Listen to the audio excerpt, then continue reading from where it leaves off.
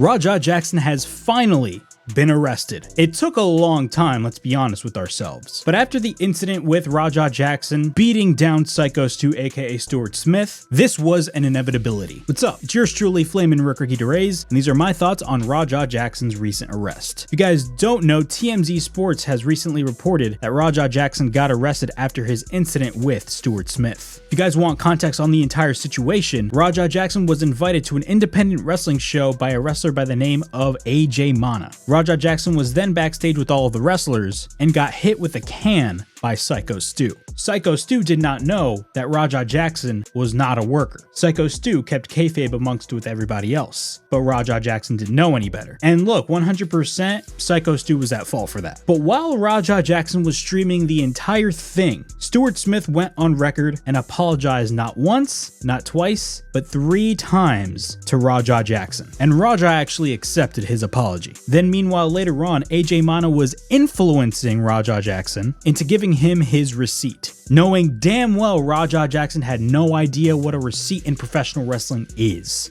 And then you guys all know what happened later. Rajah Jackson was sitting in the front row during the Knox Pro Wrestling event, and he was getting rage baited by his chat of 12-year-olds on Kick. And the rest is history. You know exactly what happened. If you guys want more context about what happened, the link for my 2 videos on Rajah Jackson will be in the description below. I definitely recommend you guys to give it a watch. But of course, after the incident went down, Rajah Jackson was being investigated by the LAPD, and from what it looks like, according to TMZ, he has finally been arrested. According to TMZ Sports, Rajah Jackson, the son of UFC legend Quinton Rampage Jackson, was arrested on Thursday for brutally beating down a wrestler at an event late last month. TMZ Sports has learned that the 25-year-old was taken into custody early in the morning and was booked on a felony charge. Jail records show that he's currently still behind bars, being held on a $50,000 bond. The arrest, of course, stems from that ugly incident at a Knox Pro Wrestling event in LA where Rajah slammed Psycho Stu aka Stuart Smith to the mat and then pummeled him with nearly 24 punches as he was unconscious. Now I'm gonna stop right there. That $50,000 bond sounds so ironic considering Rampage Jackson, Rajah's father,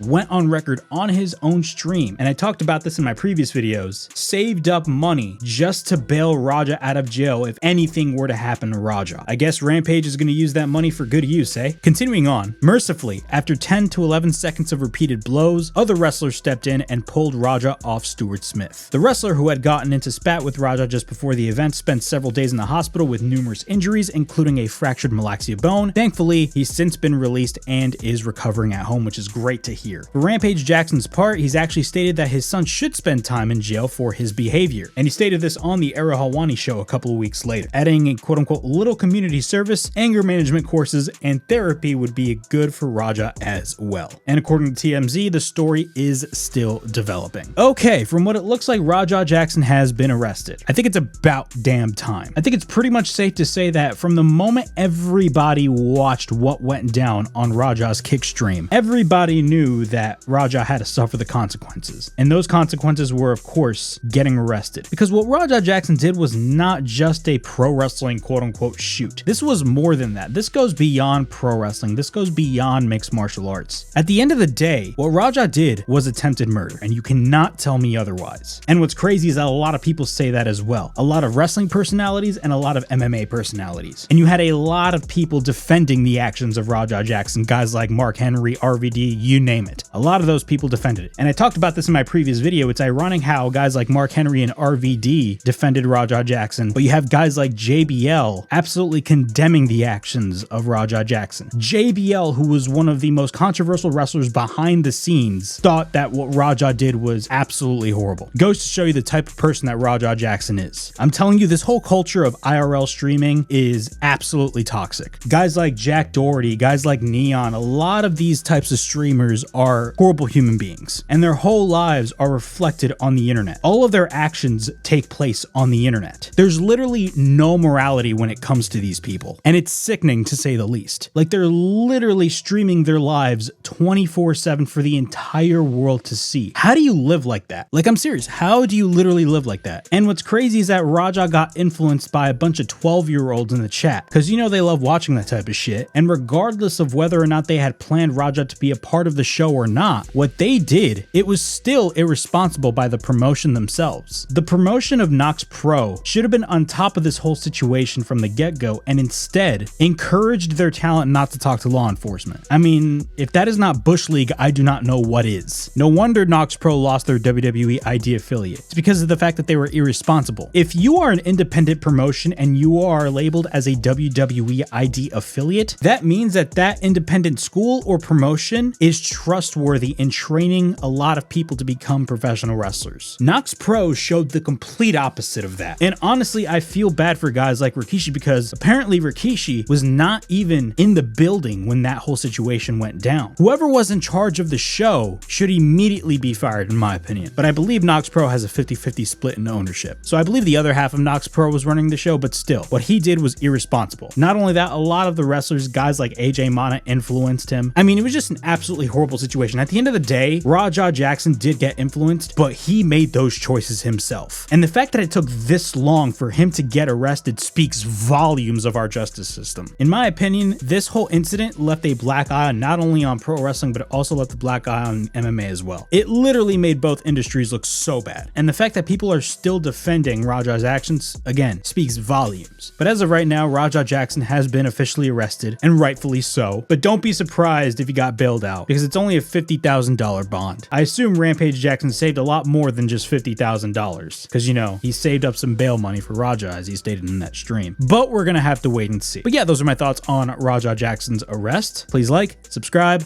comment down below, push that bell for notifications. I mean, look out for more videos right here on the Wrestle Havoc channel, in which we discuss everything in and outside of the squared circle. Make sure to like and subscribe for more content, and as the friggin' referee would say, ring, ring, ring that damn bell for more notifications. As always, it is yours truly, Flamin' Rick Ricky DeRays, signing out. I'll see you guys all in the next video. Peace.